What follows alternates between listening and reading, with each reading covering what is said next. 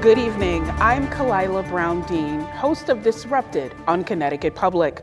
Welcome to tonight's 4th Congressional District Debate, live from the David Levinson Theater here on the campus of Norwalk Community College. Tonight's debate is a collaboration between the League of Women Voters of Connecticut and Connecticut Public. Before I introduce the candidates, let me first go over the cumulative time format. The format is designed to allow the candidates time to discuss the issues. The only rule is that the total time used by each candidate by the conclusion of the debate must be approximately the same. The candidates will not be restricted to 1 or 2 minute responses. Instead, they may spend as little or as much time as they feel is appropriate to discuss each issue. Our goal is to encourage debate. The candidates will take turns being the first to respond to a question. And at the conclusion of the question period of this debate, each candidate will make a 2-minute closing statement. Members of the League of Women Voters are serving as timers for the debates, and they will keep us informed of the time expended. If a serious imbalance in time used occurs during the course of the debate, I will call it to their attention. Applause is permitted at the start and at the end of tonight's program. And now, the candidates. Democratic nominee, Jim Himes.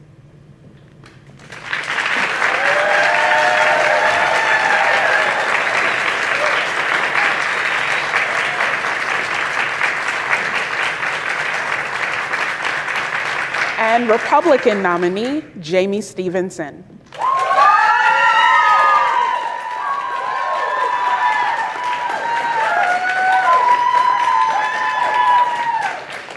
The first question was chosen by a coin flip, and it goes to Mr. Himes. I want to start with a question that is top of mind for many voters, and that is the economy. What action should the federal government take to address inflation? Well, thank you for the question, Dr. Brown-Dean, and let me start by thanking the League of Women Voters and CT Public for sponsoring tonight's debate.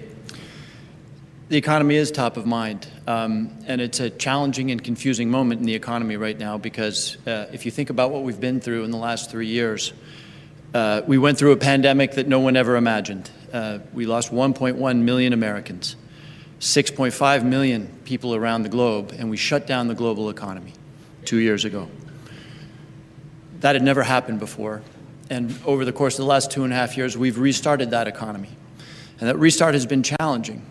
That restart was assisted in this country and in other countries by a very, very substantial program of federal aid that provided Paycheck Protection Program monies to probably every small business in this area, that saved museums and theaters with the shuttered venue program, that provided cash to Americans who had lost their jobs, that provided unemployment insurance, and I could go on. Hopefully we're out of that, but we're not out of it from an economic standpoint. Economic growth has been strong, particularly in 2021. The unemployment rate in this country is at a record low in modern times, but Americans are struggling with inflation every single day, at the gas pump, at the grocery store. And that's a result of the fact that our supply lines are badly damaged. And we're not buying oil from Russia or from Iran or from Venezuela, so gas prices are a little higher. This hurts Americans every single day. Your question was, what are we doing about it? Right before we wound up our term in Washington, we addressed one of the biggest costs that Americans struggle with, which is healthcare costs. When for the first time in a generation, we said that Medicare would be able to negotiate drug prices with the drug companies, something that will bring down the price of drugs for our senior citizens on Medicare and for people around the country. We said that no American will pay more than $35 for a month's worth of insulin. We said that senior citizens will have their health care expenses capped at $2,000 a year. We've done other things. The president is releasing 1 million barrels of oil a day from the Strategic Petroleum Reserve in order to try to put some downward pressure on gas prices. Americans are about to learn, in fact, it was announced today that Social Security recipients will see an 8% increase. That's the cost of living adjustment, 8% increase in their cost of living in their Social Security payments. That's going to be about $150 a month for our senior citizens. And for the first time in a very long time, their Medicare premiums are going to go down. So we have work to do on inflation. We got a number today that was not comfortable. It's a number that is actually a little bit better than our fellow democracies around the world that are suffering 10 and 11% inflation. But we have a lot of work to do. The Federal Reserve has a lot of work to do. The Federal Reserve is in the process now of raising interest rates. That's what they do in an inflationary environment. That, too, is causing pain for people who want mortgages. But that's going to have to happen. And we need to continue to do what we've done in the last 6 months around healthcare costs, around energy costs, to make sure that inflation no longer plagues the American public. Ms. Stevenson. Thank you. Good evening, Dr. Brown-Dean. It's a pleasure to be here. Thank you to the League of Women Voters and to Connecticut Television for this evening's forum. I'm grateful for everybody that's here in person, and especially for those watching at home, to see democracy in action. First and importantly, I want to express my condolences to the families of DeMonte and Hamzy. Those officers were killed in the line of duty, and I hope that we can all extend our prayers and thoughts to them, their families, their colleagues, and to our brothers and sisters in law enforcement across this great state. Inflation, there's so much to talk about here. You asked the question about what we're going to do to fight inflation, but let's talk a little bit about why we're here right now. For the first time in my memory, maybe in history, our government closed our economy. We have to make sure that we elect leaders who will never again allow government to shut down our economy and to hurt families and small businesses in the way that they've been hurt. When I was first selectman in the town of Darien, being a leader leading through this global pandemic, I would drive down the street of Darien and see all of our small businesses shuttered. I couldn't buy a book at the local bookstore, but I could go across the street to the liquor store. And then I could drive into Norwalk and I could see the big box stores that were open. This was our government picking winners and losers. That's not the job of government. So our government has to stop being reactionary. It's the overspending. My opponent didn't mention the fact that we've spent trillions and trillions of dollars over the last few years in reaction to our government-induced economic shutdown, and that's what's thrown us into this inflationary condition. So first and foremost, we have to understand the way families understand how to prioritize our spending. And second, we have to make sure that we're taking care of those who were hurt the most. The things that my opponent mentioned are going to take years to take effect. The things that were in the so-called Inflation Reduction Act, I think everyone agrees that it's anything but an Inflation Reduction Act. It's really a climate change bill in another name. He also mentioned taking oil from our strategic reserve to help people feel less pain at the pump. But guess what? We had a historic hurricane hit the state of Florida just at the time when we might need those strategic reserves. So we shouldn't be using our strategic stockpile to manipulate the marketplace. And in regard to the increase in Social Security, thank goodness our seniors are going to see an 8% increase in their Social Security because inflation is standing at 8.2%. They're still not going to get ahead, but at least they're going to mark time a little bit. So we need to make sure that government understands their proper role and that we can never shut down our economy again, even though we faced a historic global pandemic. Ms. Stevenson, I'll bring the next question to you here, and it relates to a part of the first question. Do you support lowering the age for Medicare? Why or why not? Actually, I don't support lowering the age of Medicare. I actually think we should look to incrementally raise the age of Medicare because we simply can't afford it. America can't afford it. And we're seeing that people are working longer and longer. I'm actually afraid that now with the inflationary conditions that we're in right now, people that had made a decision to retire are going to have to go back into the workforce. So no, I do not support lowering the age of Medicare. Mr. Himes. I do. I very much do.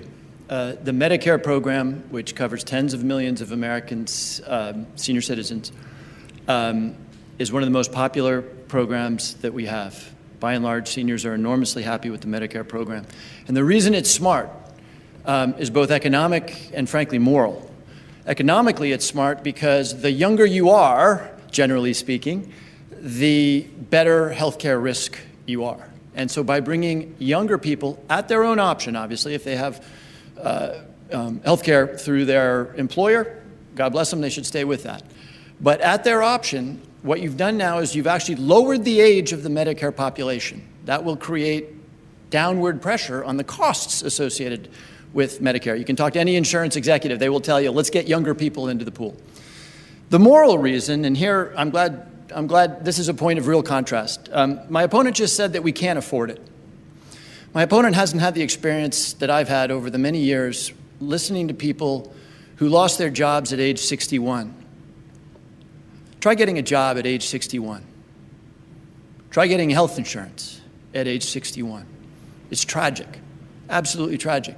And I've been through at least 2 economic catastrophes. I was sworn into office at the height of the crisis of 2009, where millions of Americans lost their job. A lot of them were elderly. They had no hope for health insurance. So it's good economics, it's good insurance, and I do believe that a country that can spend $800 billion a year on weapons and armaments can afford to provide health care options for our senior citizens. Ms. Stevenson, would you like to rebut? I would. I actually know a little bit about folks who lose their jobs late in life. My father worked for a steel company in Reading, Pennsylvania. Actually, there was a factory here in Bridgeport that he used to travel to often. And he lost his job because America outplaced the steel manufacturing to China in the 1980s. And he lost his job 2 years before he was eligible to receive a pension.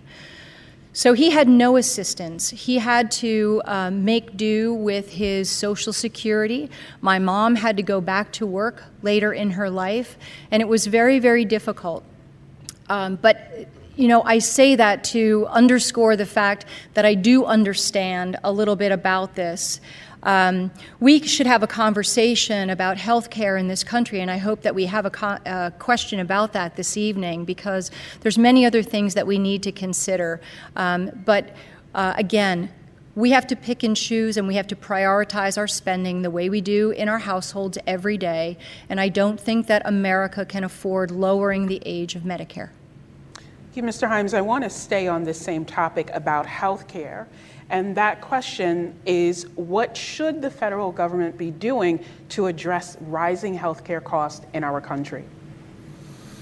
It's a great question. And just to make the point very clear on the last conversation, we do need to pick and choose. And I will always pick and choose to provide health care to our elderly population, whatever it takes. So your question is a good one. And in fact, it's one that sort of inaugurated my arrival in the United States Congress. I'd never been in politics before, and the first thing practically that I got to deal with was the Affordable Care Act. Enormously controversial. We were promised by the Republican Party death panels that would send grandma off to an early grave. We were promised that costs would spiral completely out of control. And in fact, what we know now, 13 years later, is that the Affordable Care Act covered 20 million Americans. 20 million Americans who otherwise would not have health insurance. This has become deeply personal to me in the last year and a half because my wife received a breast cancer diagnosis. And there wasn't a day that didn't go by where I didn't think, thank God I've got health insurance. I couldn't imagine what it would be like to have that kind of life-threatening moment and to think that you couldn't see the best doctors, that you couldn't go to the hospital, that you couldn't be treated. And that's the position, that was the position of tens of millions of Americans. No more. So the challenge now is, how do we reduce costs? And there's a lot of innovation happening, but I'm going to go back to what I said. We've been talking about this since I've been in Congress. And we did something about it 2 months ago. Now, Mrs. Stevenson is correct. It's going to take a little bit of time to get the drug negotiations done. Medicare, which is a very big operation, needs to negotiate with some very big pharmaceutical companies who are not in the business or the habit of reducing their prices. That's not going to happen overnight. But thanks to the Democratic Congress, without a single Republican vote, it might not be tomorrow, but very soon, our senior citizens, and our population in general, because other insurance companies follow Medicare's lead, are going to see lower prescription drug prices. That is a huge accomplishment. We're not done. We're not done. Again, my family has spent way too much time in the healthcare arena in the last year and a half. We need to rethink the model. Doctors and our entire healthcare system get paid a lot of money to fix you when you're broken, to deal with the disease. Nobody makes money from keeping you from getting there. So I don't know exactly what the 21st century healthcare system is going to look like, but I do know that it's going to be when we incentivize the market to keep us healthy. Medicare, which we've talked a little bit about tonight, also pays, by the way, for dialysis for any aged diabetics. It's a tragic thing if you're on dialysis because you have diabetes. And it's very, very hard on the government's budget because we pay for it through Medicare. A lot of those cases can be prevented through nutritional counseling, keeping people from getting to the point where they get that kind of diabetes. So I don't know exactly what the healthcare system looks like 10 years from now, but we've got to reorient it towards keeping us healthy and therefore keeping us less expensive, away from just paying a ton of money when things go wrong. Ms. Stevenson. Yes, thank you. The Affordable Care Act also said that you were going to be able to keep your doctor, and we know that that wasn't true. My daughter, who's 27 years old, a very healthy young 27-year-old, pays over $6,000 a year now for her health care through the Affordable Care Act. So for many, it still remains unaffordable. But I'd like to talk about health care in a more holistic manner. We need to work on the health and wellness of this country, not from a reactive perspective, but from a prevention and wellness perspective. And we need to make sure that our medical systems and our insurance companies are providing incentives for people to be as healthy as they can be. In Connecticut alone, over 36% of our residents are either diabetic or pre-diabetic, and it costs over $4 billion a year for medical care for those people. I'm very glad that most people have the supports that they need, but many don't. So we need to start at a very young age. We need to work with our bureaucratic network, the FDA, and make sure that we revise the things like the food pyramid, which have been completely out of whack in relation to wellness science for a very long time. And we need to take a fresh, out-of-the-box approach. I believe that we should be allowed to buy health insurance across state lines. If you can go get an abortion across a state line today, you should be able to buy an insurance policy across state lines, and that would infuse the system with a lot more competition, which ultimately raises the quality of services and brings down prices. Ms. Stevenson, for the next question, let's go to an issue that you just hinted toward, and that is earlier this year, the U.S. Supreme Court removed a constitutional right to abortion. Do you believe that abortion access should be codified at the federal level or decided at the state level? Thank you very much. That's a really difficult decision and one that's debated daily in the media. And whether you believe that Roe v. Wade was appropriately decided in 1973, a generation of women, including myself, have understood that we had a right that the Supreme Court reversed this summer. I am a firm believer in a woman's right to choose her health care decisions with the support of her doctors and her family. And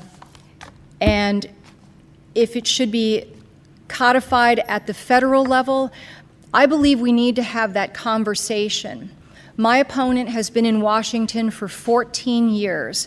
There are at least 2 occasions with a strong Democrat majority that he had the opportunity to codify the protections of Roe versus Wade, and he chose not to. I hope that when I'm in Congress, I get to be at the table to have that conversation. As a woman, I understand how important it is that our rights are protected. Mr. Himes. There's a Yiddish word, chutzpah. There's a funny definition. Chutzpah is when a child kills his father and his mother and then goes in front of the judge and wants clemency because he's an orphan. Chutzpah! Chutzpah is a Republican candidate attacking a Democrat for not codifying Roe v. Wade, when the Republican Party, and they make no bones about this, this is not a Democrat talk, the Republican Party has been engaged in a 2-generation, 50-year-long effort to reverse Roe v. Wade, and they succeeded. And they're not done. We were told that this is a states' rights issue. States' rights. Because that was part of your question. Is it a states' rights issue? That's what we were told. It was about 3 minutes after the Dobbs versus Jackson decision that Senator Lindsey Graham put forward a national abortion ban. What about states' rights, Senator Graham? And by the way, the reason I get a little animated about this, apart from the fact that a Democrat is being attacked by a Republican over Roe v. Wade, the reason I get a little animated about it is they're not done. They're not done. Read Clarence Thomas's concurring opinion in Dobbs versus Jackson. Obergefell, which found a constitutional right to marriage equality. Connecticut versus Griswold. In my grandparents' generation, constitutional right to birth control. Loving, constitutional right to interracial marriage. Clarence Thomas said those are all on the table. I've never seen in my lifetime the rollback of rights like that. And you know why I haven't seen it? Because the Supreme Court, over 250 years of American history, has generally, not always, but generally been in the business of granting Americans more rights. Now they're in the business, because there was a 50-year-long effort led by people like Leonard Leo and all the right-wing think tanks to bring Roe v. Wade to an end. That succeeded, and they're not done.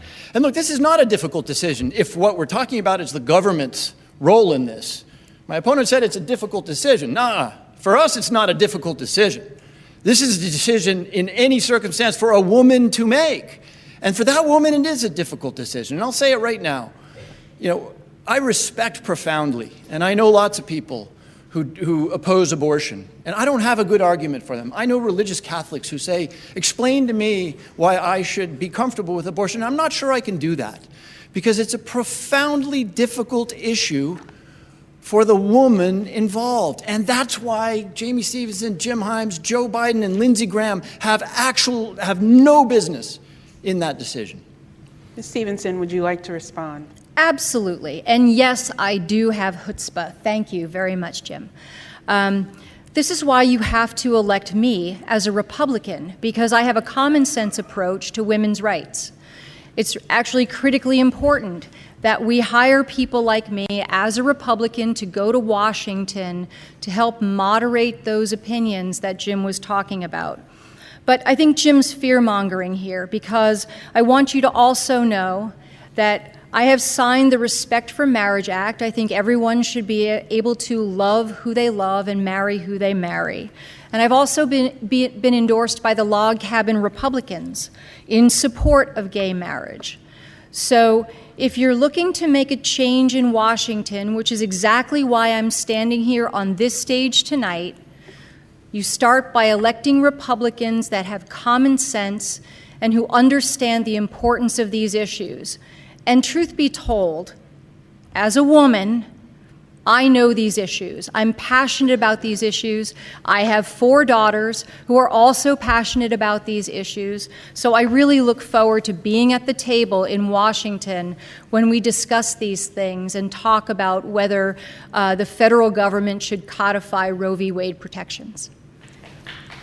Mr. Himes, Dr. Brown, can I respond quickly to that? One moment. Could I just remind our audience that our goal is to get to as many questions as we can, so please reserve your applause to the end, Mr. Himes. Yeah. I just wanted to say I really admire Mrs. Stevenson's willingness as a Republican to say that she supports a woman's right to choose.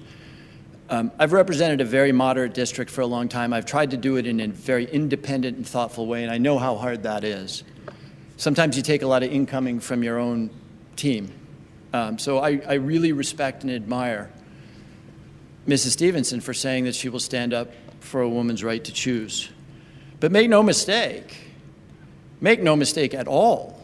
If Mrs. Stevenson is in a Republican majority in the House, maybe she'll be a dissenting vote.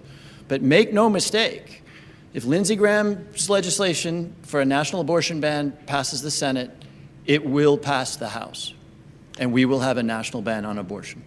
Mr. Himes, let's go to our next question, and that is about gun safety. What should the federal government do to address the balance between public safety and the Second Amendment? It's what the federal government should do. It's also what the federal government did do.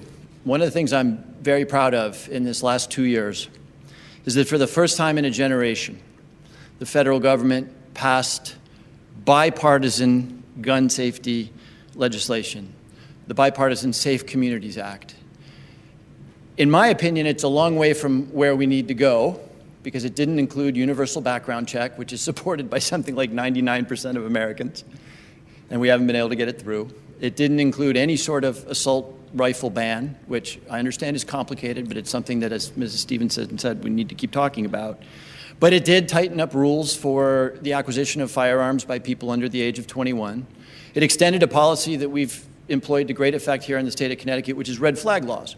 It used to be that you could have your weapons temporarily taken away from you if you were married to somebody who was if you were married to somebody who could be a victim of violence. We expanded that to include anybody in an intimate relationship. It's a boyfriend-girlfriend rule. So it's what the federal government has done for the first time in a generation. But I think there's a long way to go yet. And it's not just, again, we get into this argument, are you pro-gun or are you anti-gun? I'm a supporter of Second Amendment rights. I swear every 2 years to uphold and defend the Constitution, including all of its amendments, including the Second Amendment. So I'm sworn to uphold, and I believe in the Second Amendment. But I also believe that, like pretty much every other country on the world, we can preserve those gun rights and take the carnage that is killing tens of thousands of Americans every single year down to the levels of other democracies. So we have made real progress on a bipartisan basis. Again, I was pretty amazed that we got bipartisan gun safety legislation done, but we have a long way to go, and Connecticut points the way. Connecticut has shown that you can, consistent with the rights of lawful gun owners, put in place safety regulations which bring down the level of violence. Ms. Stevenson. Yes, thank you. There's not much daylight between Jim and I on this issue. And again, I break with my party on this. I do believe in common sense gun legislation.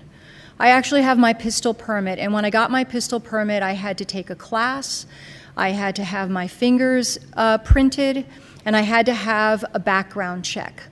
I'm okay with that, to make sure that only the people that understand about weapons are allowed to have weapons in their hands. I really do. And we can have that conversation about military-grade weapons and who shouldn't have those. I think Connecticut has done a very good job. There was no choice for the state of Connecticut after the horrors at Sandy Hook. Jim talks about other countries around the world. Well, the United States is the only country with a constitution as strong and wonderful as ours that has at its foundation individual rights and personal liberties. So we have to remember that the Second Amendment is very important. What's lost in the conversation, though, on gun safety is the fact that our country is littered with illegal guns. And now we have the problem of 3D printed guns and ghost guns. Very, very difficult to enforce. I applaud the work that the federal government has done recently on gun legislation. And I think it's very interesting that they're trying to reach into the mental health records of younger people that are looking to buy weapons.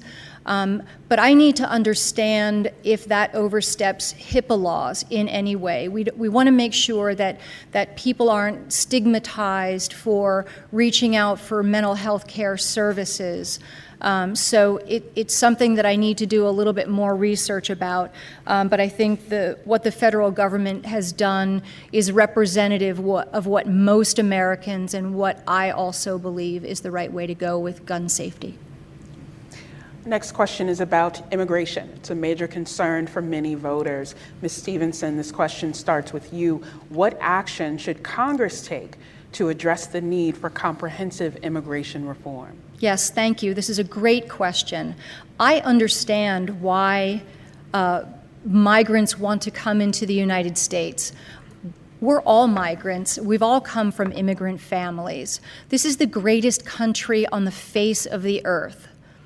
But we must have sustainable legal immigration. Right now, in spite of what you might read in the media, we do not have a closed border. Our borders are open. We have 4 million people that have come into this country illegally since the Biden administration began. And with those migrants are sex traffickers and enough fentanyl to kill every man, woman, and child in the United States. I don't hear my opponent and his leadership talking about these serious issues related to immigration. We need to develop a sustainable legal immigration system. I welcome migrants to come here. They will be additive to our society as they have been for generations. But right now, we are in crisis mode with our border problems, and I think my opponent has been absent on that issue, so I look forward to his answer. Mr. Himes? I agree with just about everything Mrs. Stevenson said. We need secure borders. They are not as secure as they should be. If we're serious about taking this issue off the table, we'll do some other things too that I suspect Mrs. Stevenson would probably agree with me on. The reason people come here generally is because of the economic opportunities. If you can make $2 a day in Honduras, or if you're suffering brutal violence from gangs in Honduras or El Salvador, that's quite an incentive to come here. So if we're serious about this, we'll also find ways to make absolutely certain that anybody who is working in this country is entitled to do so. Because if you take away that economic incentive, you're going to take away a lot of that flow. I'm sorry we don't talk about that more, because we spend so much time on walls and other stuff that we don't talk about dealing with the underlying incentive. And if we are going to be really serious about this too, we should do something we've always done as a country, which is help our neighbors. Listen to the stories of people who are seeking refuge at the southern border. Parents so desperate that they would send their 7- and 8-year-olds through Mexico, a journey none of us would want to make because the situation at home is that bad. We should invest in safety in these countries. We should invest in development so that people don't have that brutal incentive to come here. The one area in which I'm going to disagree a little bit with Mrs. Stevenson, and it's not over the seriousness of the problem, it's just wrapping it up in illegal migration.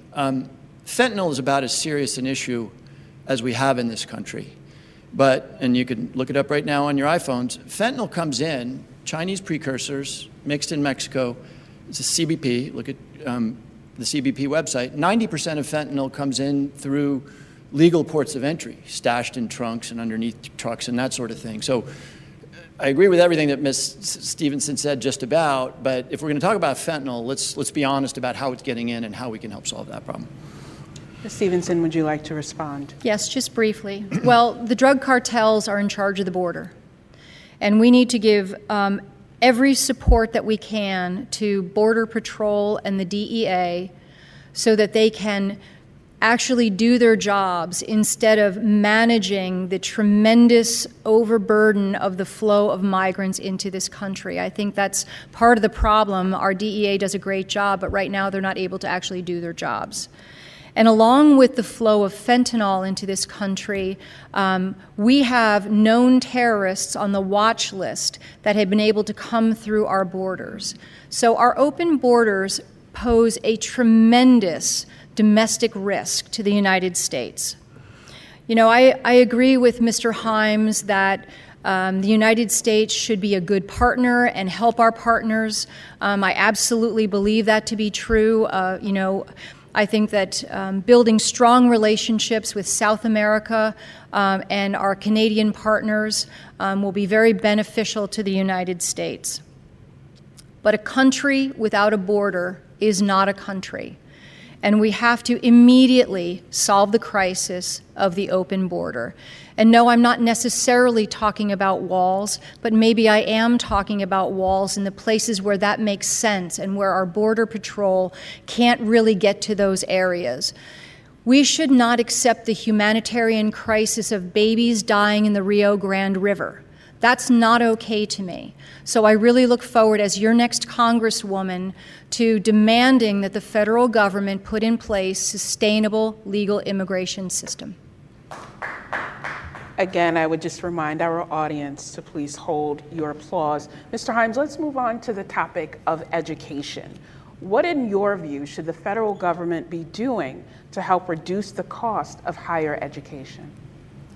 It's a great question. I'm glad you're asking it right here, because we are standing in about half the answer to that question. And let me explain that.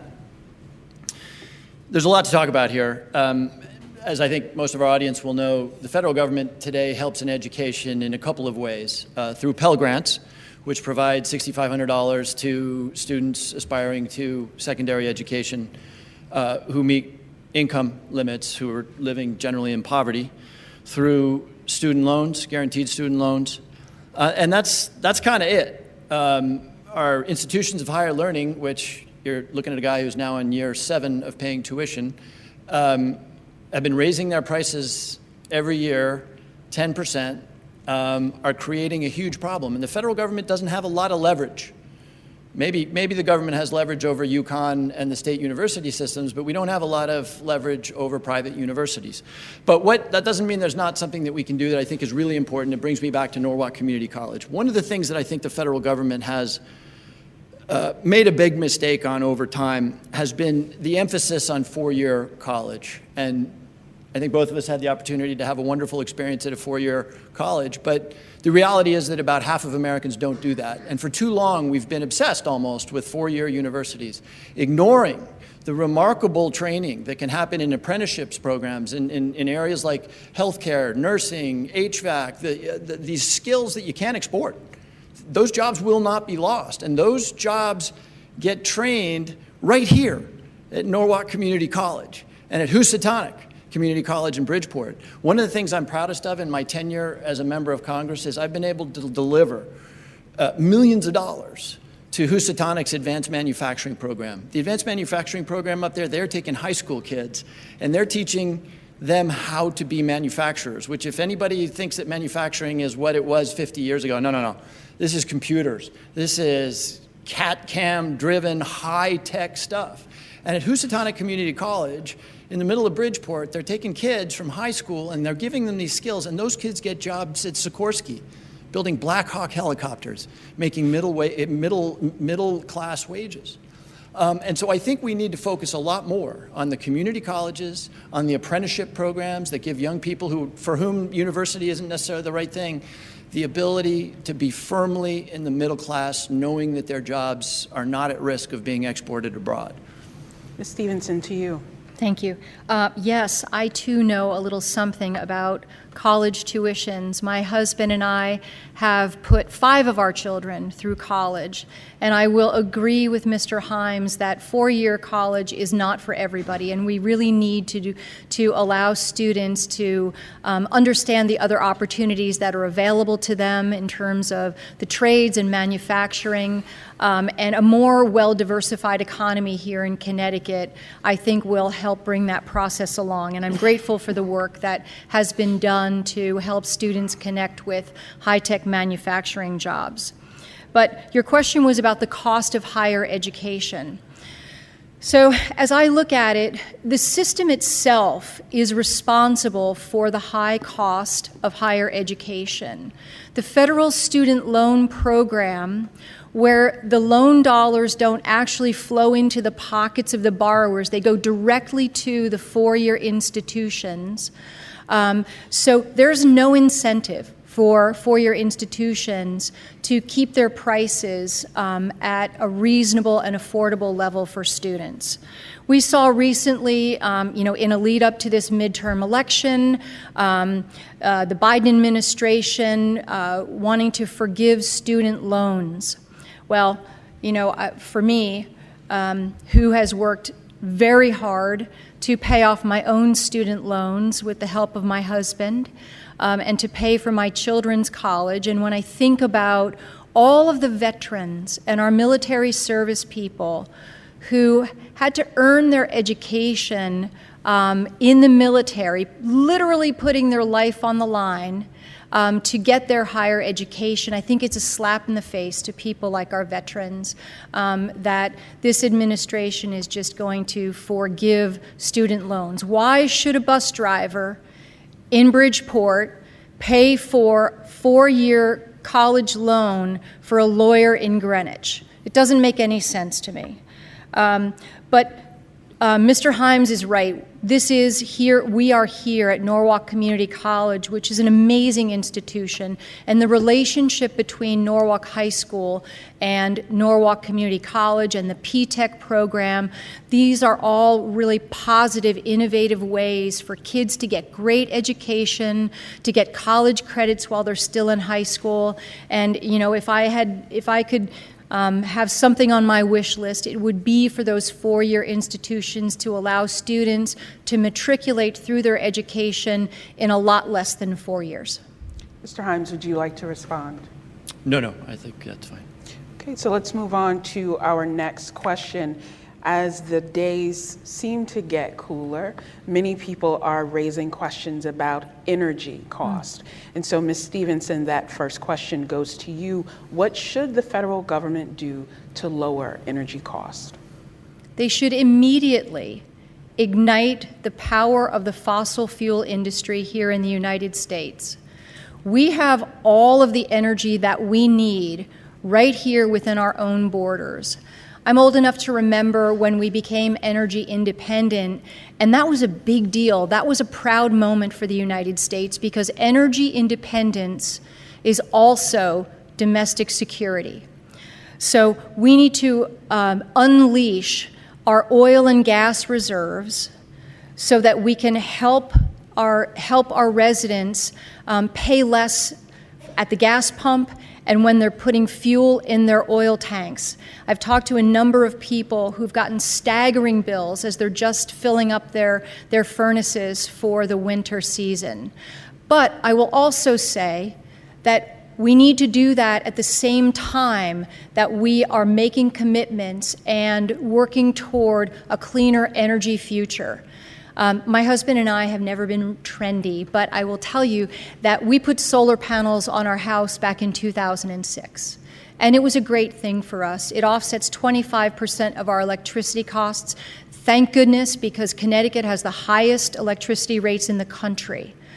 Unfortunately, we have right over, to our west, we have vast reserves of natural gas that we can't get from there to here because of, political posturing and the unwillingness to build pipelines to get that. So Connecticut and New England is really an energy desert.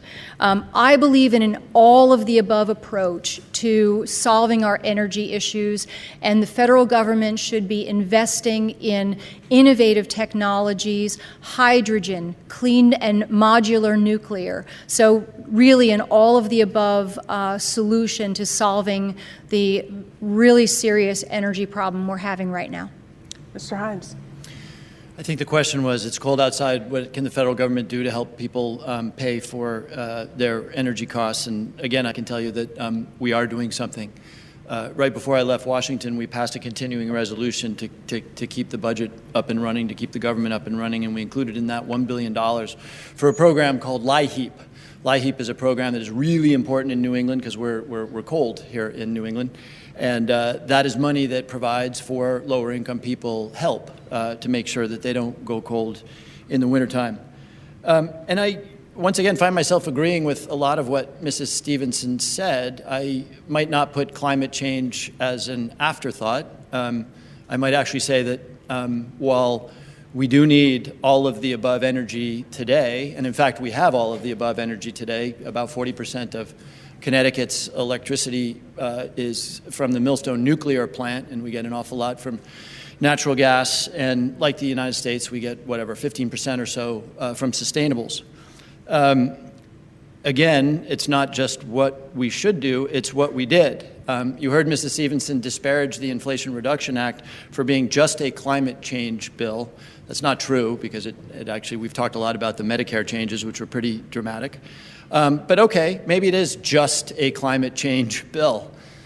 For the thing that is perhaps most existential a threat to the planet in the next 50 years, I'm not sure I would characterize the bill that way, but I will tell you that that bill encapsulated the concept of all of the above. It said that for every wind generation project or photovoltaic project, there will be a natural gas or oil lease approved, 1-to-1.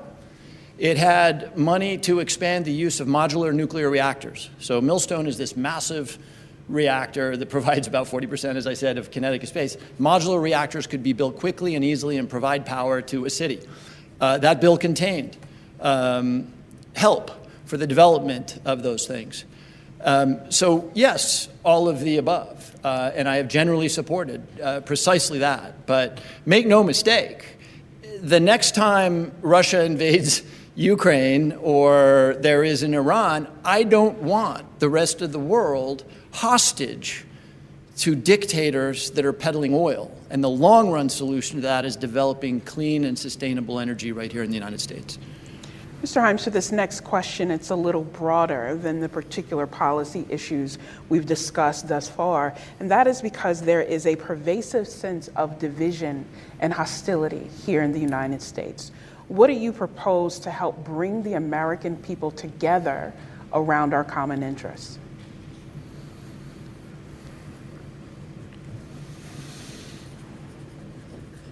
I was in the chamber on January 6th when the Capitol was attacked by insurrectionists who brutalized police officers, broke windows, and if any of you had a chance to watch the video from today's hearings, descended in the Capitol in a murderous rage, looking not just to kill Nancy Pelosi and Alexandria Ocasio-Cortez, but looking to kill Mike Pence. That is maybe the second most painful memory for me of this political polarization we find ourselves in.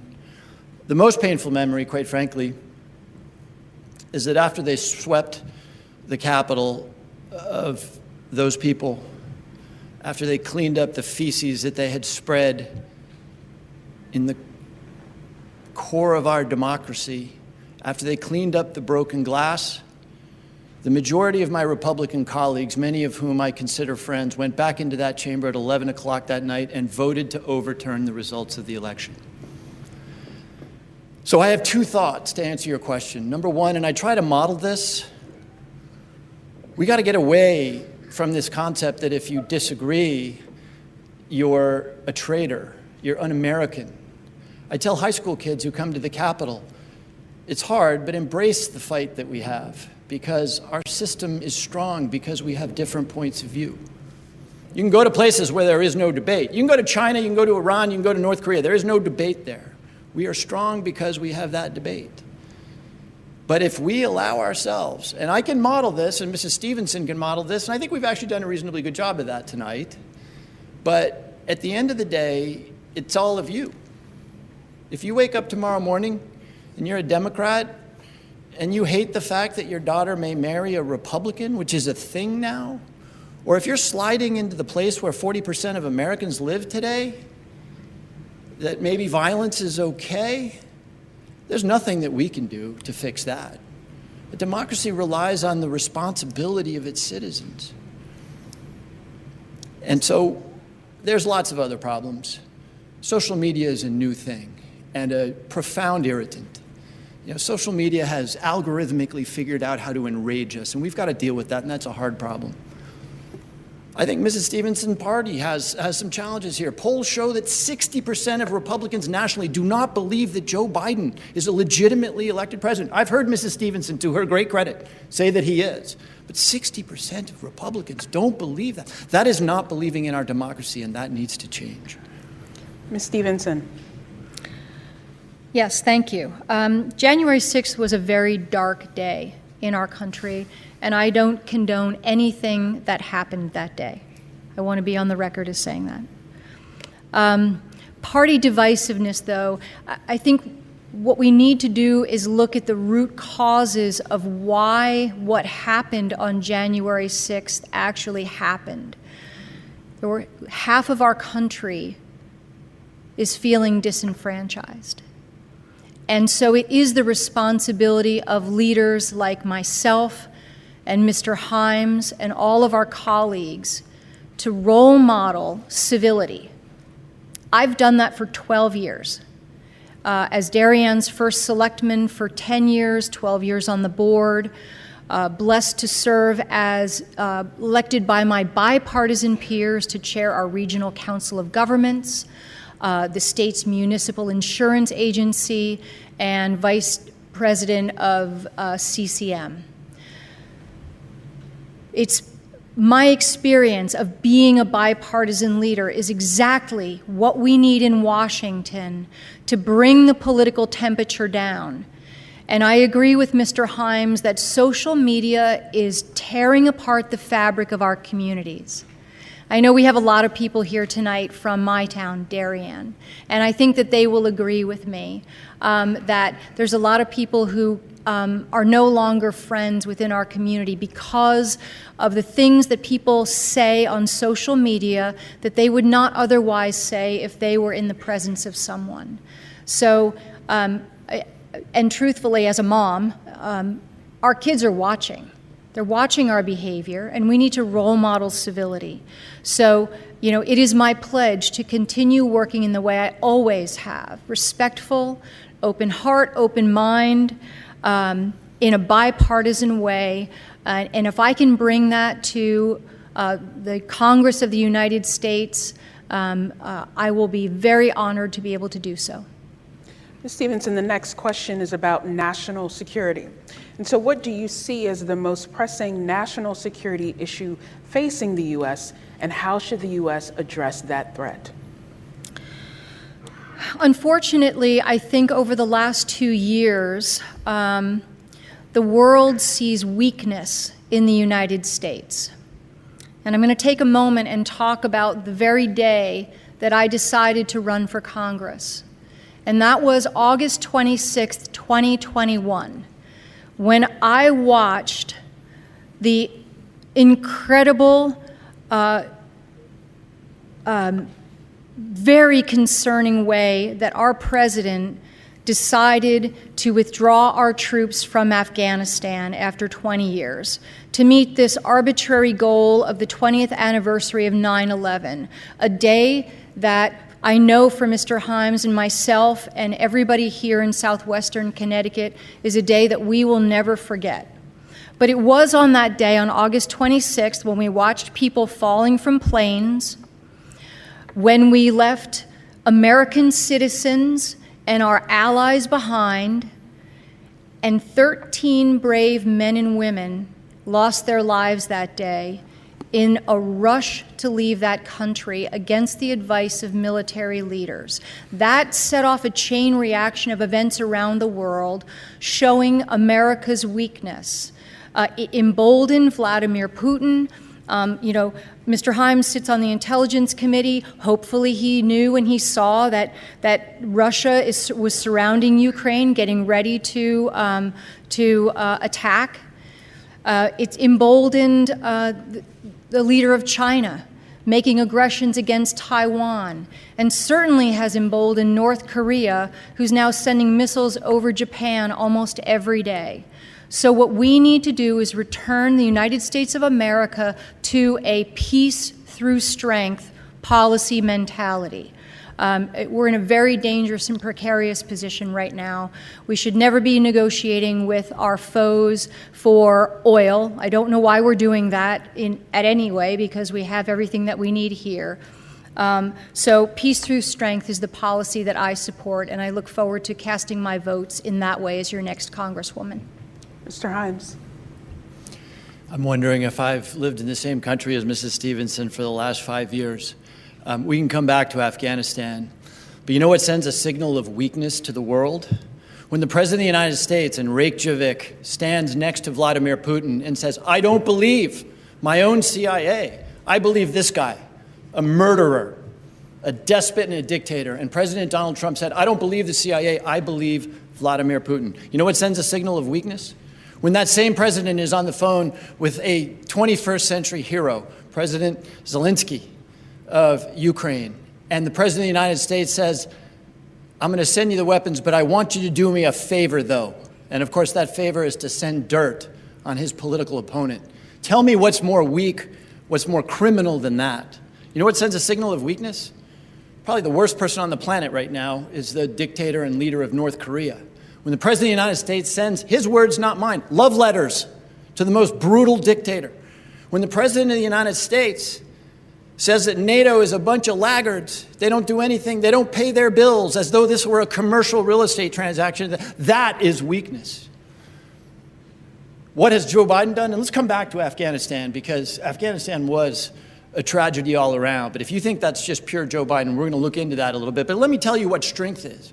Strength is when we see something that we never imagined we would see in the 21st century, a European power doing an unprovoked invasion of another European power. When Russians crossed the border into Ukraine, it was Joe Biden who rescued NATO out of the ash heap that Donald Trump had left it in, and that is fighting probably the most remarkable battle of our lifetimes. And credit goes to the Ukrainians, but credit also goes to the United States of America and to our NATO allies, which the last president could not disparage enough. So there is no way you look at the world today, and I go into dark rooms and secret places and look at the world in very specific ways. There's no way you can look at the world today and say we are not a lot stronger, a lot more respected, and a lot more important on the stage than we were under President Donald Trump. Let's spend a minute on Afghanistan. Absolute tragedy. I've been there 2 or 3 times. Every time I go, I'm told by people with 3 and 4 stars on their shoulders that with 2 more years we can turn this around. Of course, we never turned it around. Joe Biden does bear responsibility for the chaos that led to the loss of life on the 13th. But remember why it happened. It happened because President Trump signed a deal with the Taliban that said, we're out of here. And in exchange, all you got to do is not host terrorists. That was Donald Trump's deal, the art of the deal. We're out of here. By the way, months before President Biden actually withdrew the troops, we're out of here. Just don't host terrorists. 2 months ago, the United States killed probably the most notorious terrorist in the world, Zawahiri, the leader of al-Qaeda, in downtown Kabul.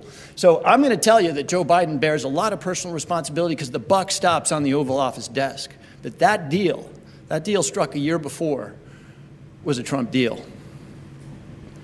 Stevenson, would you like to respond? I think there's a lot of what Mr. Himes said that we're going to agree to disagree with.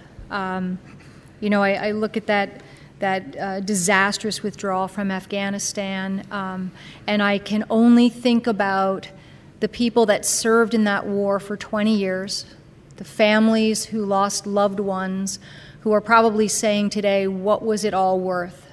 And the fact that today, al-Qaeda and Taliban are more empowered than ever, and they have United States military equipment and communications equipment in their hands. As we go toward our last questions for the debate, I want to turn back to domestic affairs and think about transportation and infrastructure. Mr. Himes, what would you do as a member of Congress to ensure that Connecticut gets its fair share of federal infrastructure funding? Well, the first thing I would do, again, and we keep returning to this theme, is something that we already did, which is pass the biggest investment in American infrastructure since Dwight David Eisenhower built the interstate highway system in the 1950s. We heard about an infrastructure deal for 4 years. Didn't happen. We got it done.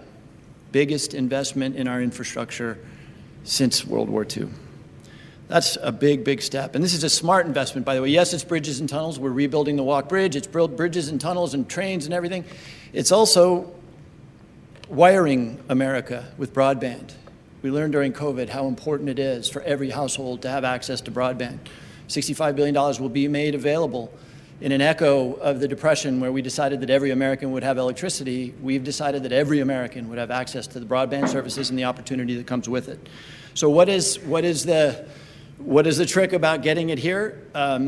Doesn't hurt to have the chairwoman of the Appropriations Committee right next door in the adjoining congressional district. But These funds are, by and large, distributed formulaically. That means that they get distributed by population. Otherwise, they are competition grants. And I'm really happy to say that we've been able to deliver on an awful lot of that stuff. I made reference to the Walk Bridge. We rebuilt. We're here in Norwalk. Take a walk, by the way, because now you can do it. Take a walk through Washington Village. Used to be one of the most dangerous neighborhoods in Norwalk. Now it's beautiful. Mixed income, mixed use retail. It's a beautiful neighborhood that we were able to rebuild with federal funds. So a big part, maybe the big part of my job, because transportation infrastructure is so critical to this part of Connecticut, is making sure that we get the resources that we need to keep the economic lifeblood of our region flowing. Ms. Stevenson. Yes, thank you. People may not know that Connecticut sends the most amount of taxpayer dollars to Washington, and we get back the least. We are dead last in the country for federal transfers back into the state of Connecticut. Infrastructure is critically important. I know a little something about this as chairman of the Western Connecticut Council of Governments.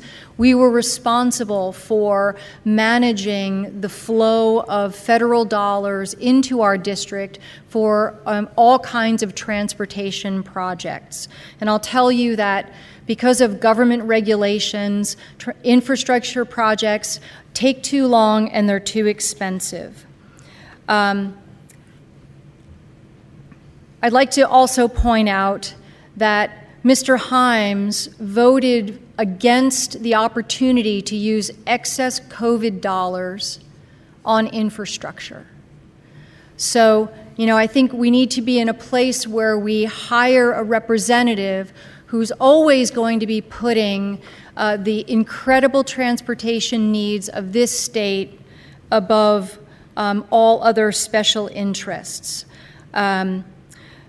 A good example of how things aren't working for us here in Connecticut regarding transportation. Mr. Himes talks about the Walk Bridge, and that's a very high-profile project. But I want to talk about the Congress Street Bridge. Kind of made for this debate, isn't it, Jim? The Congress Street Bridge is a bridge in Bridgeport. It was a movable bridge, and it broke 25 years ago.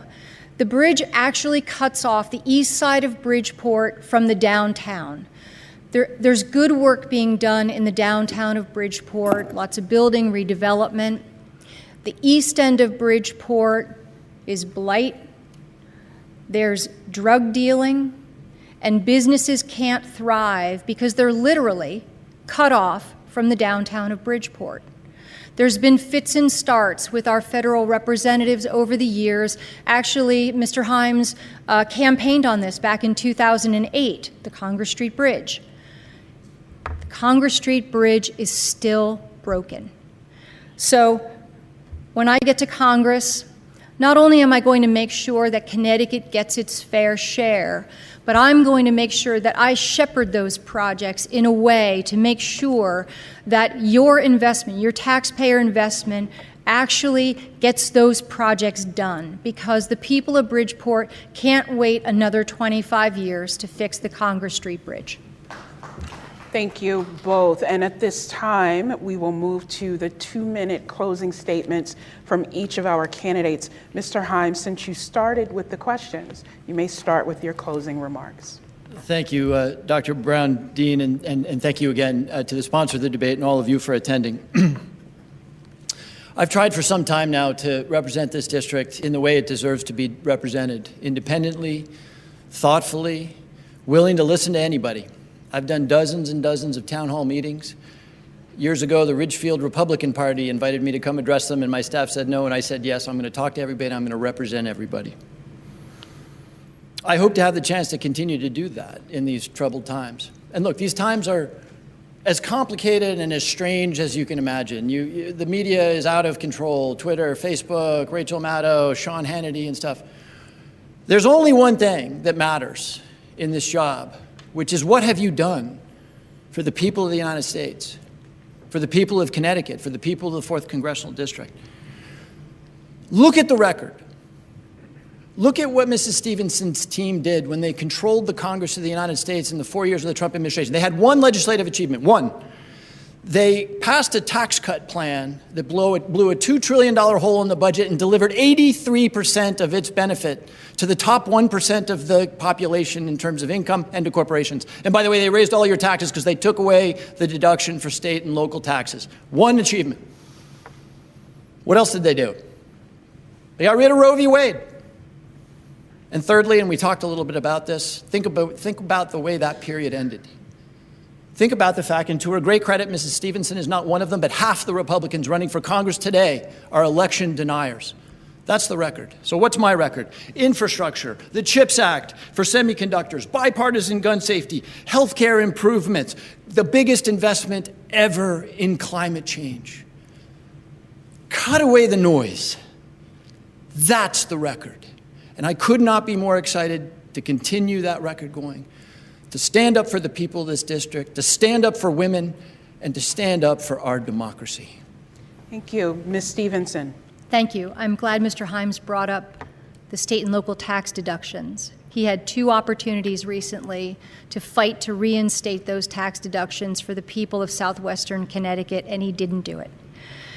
But here, during my campaign, I've spent a great deal of time in our cities and towns, and I've seen firsthand the devastation that Mr. Himes' failed leadership has caused.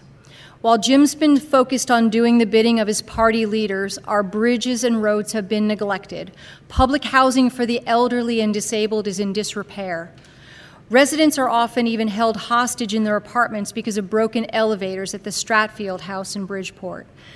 And I've talked to the homeless individuals who gather every weekend under the John Street Bridge just to get a hot meal from caring volunteers. Connecticut is dead last in getting our taxpayers back from Washington. In fact, we were the lowest recipient of COVID relief funding in the country. Jim has squandered his 14 years in office and lost his ability to work with anyone who doesn't agree with him. Just look at his Twitter feed. His votes have resulted in out-of-control inflation, rising crime, fentanyl deaths, and energy dependence on our enemies. During my 10 years as Darien's first selectman, through hurricanes, floods, and a global pandemic, Jim Himes never once reached out to me to see if we were okay. Not once. It's time for real change. I'm a leader who understands how the economy works and will focus on bringing good-paying jobs and more of your hard-earned money back here. Receiving the independent party nomination reflects my record of working across the aisle and my willingness to stand up to my party when you need me to. It's time to elect a congresswoman who will be a champion for our children, our families, and our small businesses. I'll prioritize great education, the health of our children, safe streets, and a strong and secure nation. As a woman and a mother, I actually know what a woman is and why it's so important to protect women's rights in the doctor's office, the locker room, and the boardroom. Positive change will never happen by electing the same person and expecting a different result. Ms. Stevenson, if I could interrupt, because Yes. we're now over time and I want to be fair and ensure that each of you have gotten it. Thank you both. Thank you for watching Connecticut Public and the League of Women Voters of Connecticut's debate series. But don't change the channel just yet. Connecticut Public's Frankie Graziano is standing by with your post-debate coverage. Our next debate will take place next Tuesday, October 18th, between the candidates for Secretary of the State in Connecticut. Walter Smith Randolph will be your host, live from the University of Hartford. And if you have a question that you'd like to ask the candidates, head over to ctpublic.org/vote. I'm Kalila Brown-Dean. Have a great evening.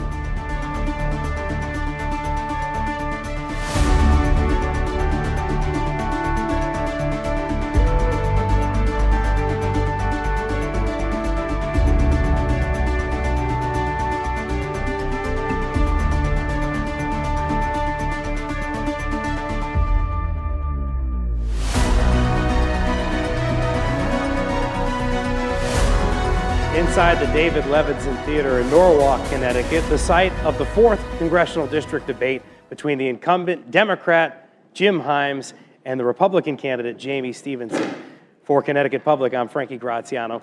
The candidates did have some agreement on some of the topics they debated about tonight, namely on abortion, a person's right to have an abortion, and of course, American energy independence.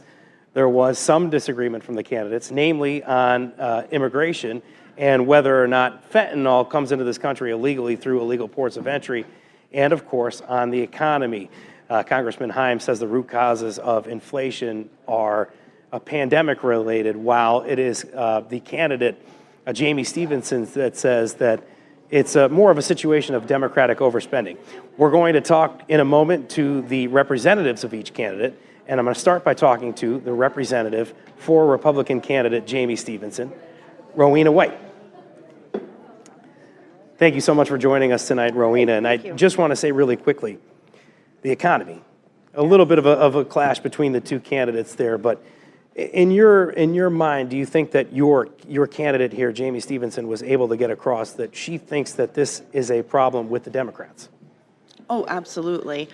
She's been talking to folks up and down the coastline on a diner tour, actually, having this conversation with everybody from seniors and retirees to the diner owners themselves. And I'm hoping that Jim heard it loud and clear, and I know that for sure everybody who we meet on the trail hears it. For 10 years, Jayme Stevenson was the first select woman in Darien. Mm-hmm. So there's one thing about people knowing you in that municipality, but do you think that tonight she was able to get herself out in her brand of politics more to other people in the district, in towns like Norwalk?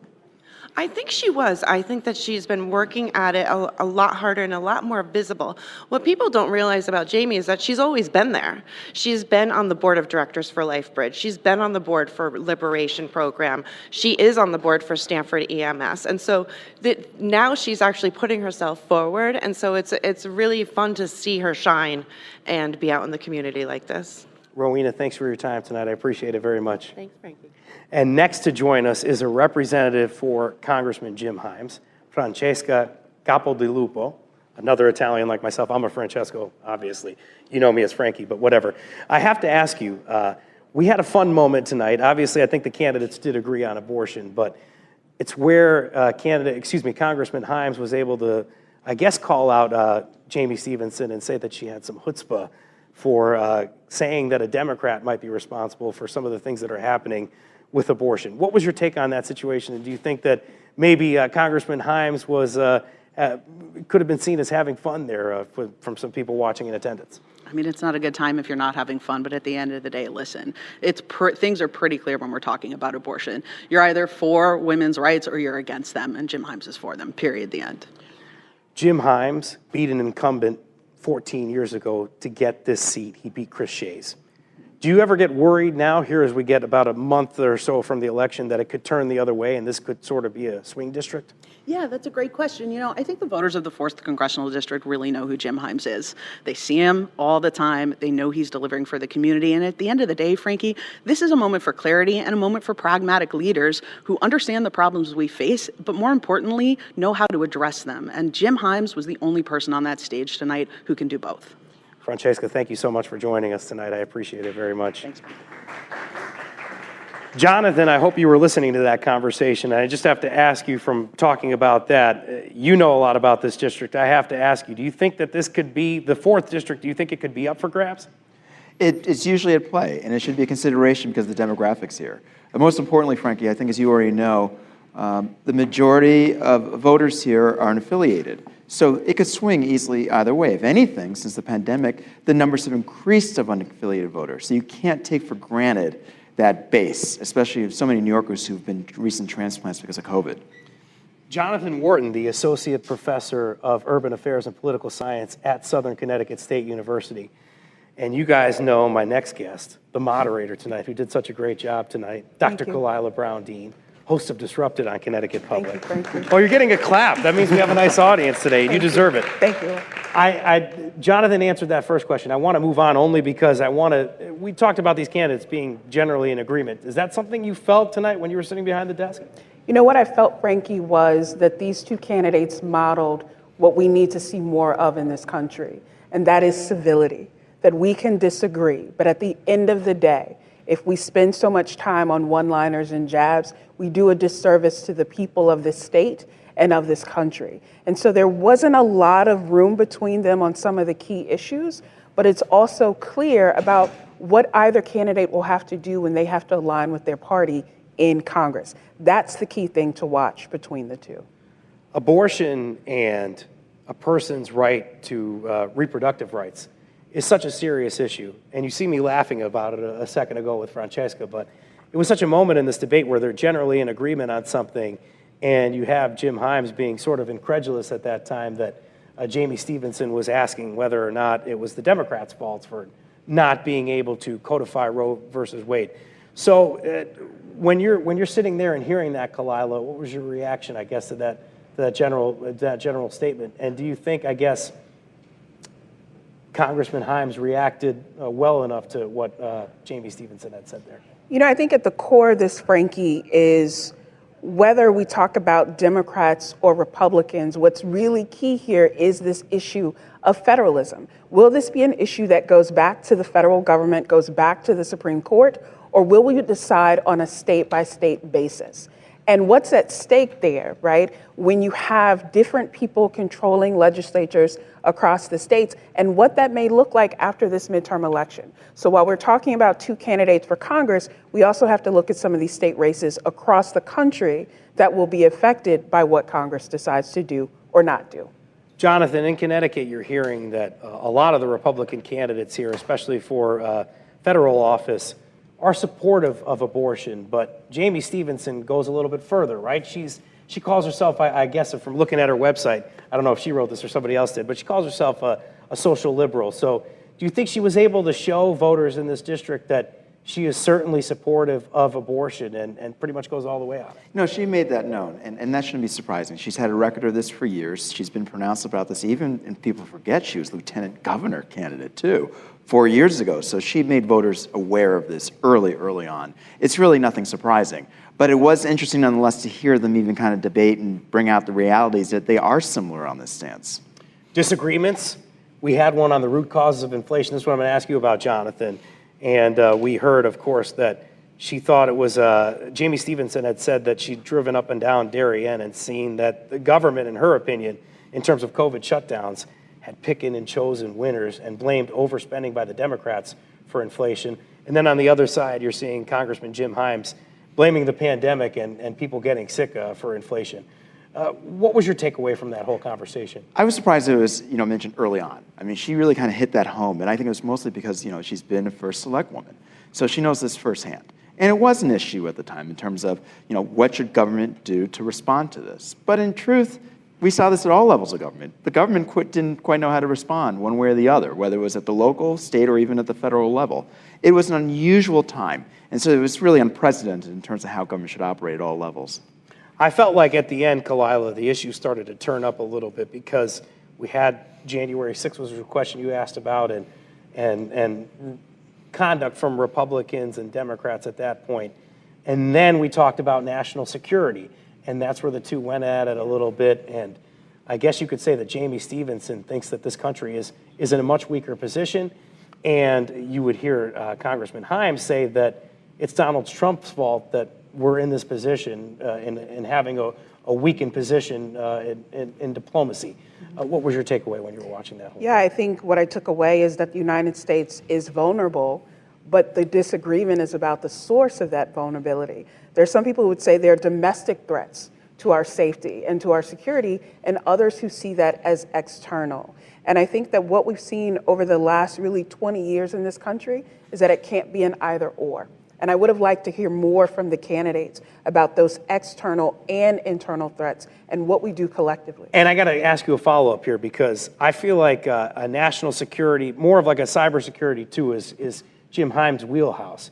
Do you think he showed and performed strong enough at that point? Do you think that, I guess his anecdote about Trump and some of the things he was saying about North Korea, do you think he showed strong enough at that point to potential voters? Yeah, I think when you're in a debate and you have to think quickly on your feet and you have to respond and anticipate what your opponent may say and what the go-to may be, because neither candidate talked about cybersecurity, which is this threat that we don't have to even think about hand-to-hand combat anymore because someone with a Wi-Fi connection and a computer can shut down local governments, hijack people's bank accounts, and make all of us vulnerable. And so my hope, again, is that as voters, but also as candidates and leaders, we stop thinking about these things in siloed positions and think together and think collectively, what do we do to prepare for the next pandemic, for the next threat, and the next challenge? We know it's coming. The next disruption. We know the next disruption, Wednesdays and Sundays at 2. Just saying, we know it's coming. But what do we learn from what we've been through so that we can get through these things on the other end? I know why people listen and watch Disrupted, because I just feel it when you feel so powerful about this issue and the next disruption coming, really, and that comes across here on the stage.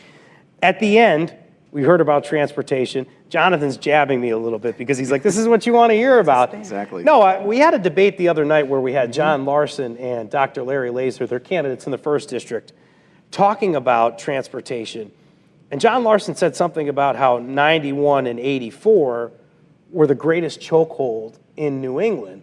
And I'm sitting there thinking, like, have you ever driven on Route 7 or 95 down here? Or the Merritt Parkway. Merritt Parkway, like right where they meet, right about here in Darien, right? So transportation is so important in this district, right, Jonathan? I would imagine that's something that the people in this audience care about a lot. Not to mention, I know what a Norwalk public transit, right? There's always concerns here in this district, and God knows I know too well because I used to work for Congressman Shea's office, and it was an ongoing issue about what to do about Metro North. It still is. And even its various lines that extend beyond the main line of the New Haven line. It's an ongoing saga, and there's no one way of really addressing it. Certainly more money could be mentioned, which obviously we heard from Congressman Himes, but there's got to be a bigger and bolder plan. And what do you do to connect with all the bus lines that exist, that in this county, let alone beyond too? It's a big issue, and it's not just one that could be purely federal. It's got to be something more centralized, even at the state level. I mean, in following this as a breaking news reporter for Connecticut Public the last couple of years, it's been hard to know where the state is in terms of which horse they're supporting or which dog in the fight they're supporting.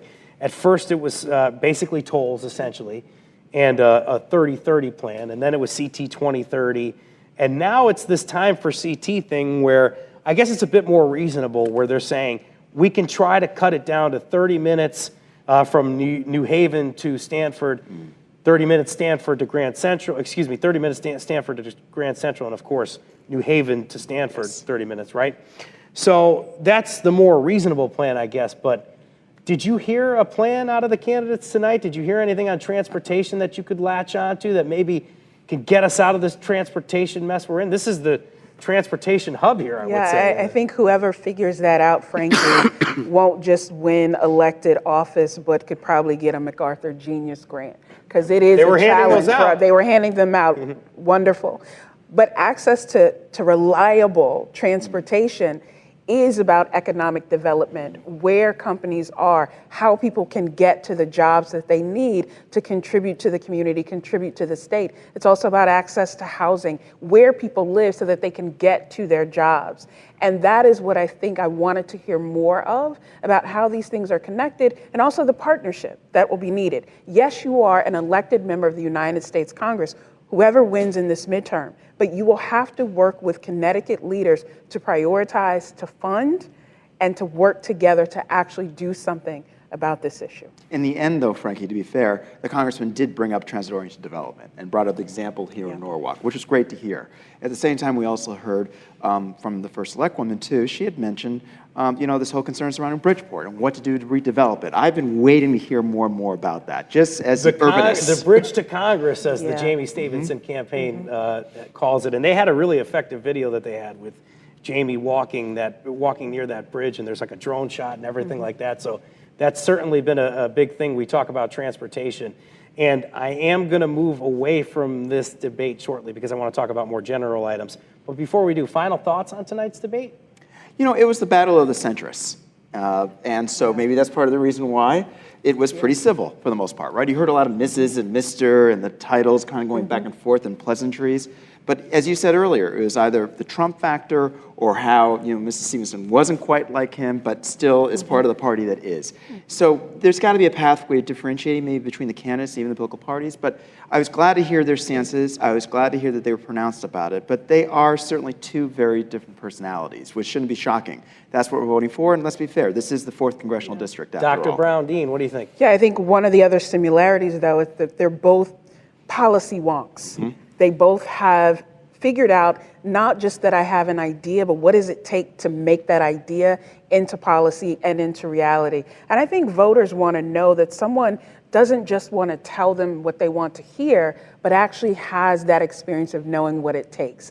And so they were able to get into the weeds a little bit and then still pull back and go to the sort of national issues that draw people out. We heard that a lot tonight, and it will be interesting as the days go by, the weeks leading up to the election, if we hear more of that or if we'll hear more of sort of division and trying to make it clear where people stand. Just a couple of minutes left, and we're going to just move on to one other race. We're going to talk about the gubernatorial race. Oh, you had to bring that up tonight. I didn't prepare you guys for these questions, but I was kind of, I guess, complaining to Kalila about this earlier because I'm so invested in breaking news because we've been always trying to see if there's actually a juvenile crime problem in the state because we hear so much about it. And I really haven't heard as much of where the problem is, or at least where the numbers are. But I'm watching a commercial with Governor Lamont the other day, and I see that he's talking about addressing the root causes of juvenile crime. I guess my question for you, Kalila, is what I always ask candidates. Is there a juvenile crime problem in Connecticut? I think it depends on how you define a crime problem in Connecticut. And I also think about the ways in which the data shows that no, there have not been those kinds of spikes that often are used as a political dog whistle. But what it also means is that people are willing to not address the real root challenges, the real challenges that young people in our state face. And when we scapegoat young people and then talk about the future of our state, how then do we keep people here because they feel like there's an investment in them? So I'm disappointed by that dog whistle. I understand why it's used because it's quite effective, right? You're always one incident away from people saying, see, I told you so, you should have done something more difficult. I don't know that that will serve our state well. I only have a minute left, and I wanted to follow up on that, but you really encompassed it there, which is what I was thinking when I'm watching this commercial. I'm a little surprised by it. I'm not going to have you respond to that really quickly. You only got about 20 seconds to say this. Bob Stefanowski, his connections to the Saudi government came up recently, and a lot of heat on the gubernatorial Republican candidate right now for dealings overseas. Look, both candidates have financial matters, right? We can't ignore also even the ties with the Lamonts, too. So you're going to see this with millionaire candidates. It's inevitable. It's unfortunate, but it's the nature of our politics here in Connecticut right now. I wish we could talk more about the nature of politics here in Connecticut. I had a great discussion with you guys, Dr. Kalila Brown-Dean and, of course, Jonathan Wharton. And the next time you're going to see us Tuesday night, October 18th from Hartford. It's going to be the Secretary of the State debate. Thank you guys so much for joining us. I'm Frankie Graziano for Connecticut Public. Good night.